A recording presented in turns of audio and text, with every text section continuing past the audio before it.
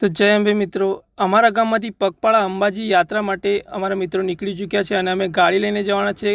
ધજા અમે અમારી ગાડીને બાંધી દીધી અને નાઇટ રોકાયા હતા અમે મહીસાગરમાંથી અમે સવારમાં ઉઠી અને પહેલાં તો દાંતણની ખોજ કરી તો એક લીમડો દેખાયો તો ચડવાનું મુશ્કેલ હતું, પણ ટેણીઓ ચડી ગયો અને ત્યાર પછી અમે દાંતણ પાડ્યું. દાંતણ કર્યા પહેલાં અમે નીકળ્યા બહાર તો રથ જતા હતા પગપાળા અને ત્યાં મહીસાગર મંદિર હતું. તો મંદિરમાં જતાં પહેલાં આપણે દાંતણ કરી લઈએ અને દાંતણ કરતાં કરતાં આપણે ગયા મહીસાગર નદી બાજુ.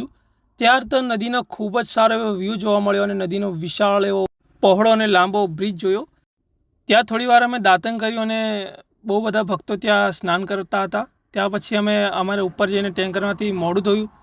ત્યાર પછી અમે મંદિરની અંદર ગયા. મંદિરની અંદર હવન ચાલુ હતું. તો સૌપ્રથમ અમે સામેવાળા મંદિરની અંદર ગયા તો શિવલિંગ હતું, શિવલિંગના દર્શન કર્યા. ત્યાર પછી માતાજીના દર્શન કર્યા.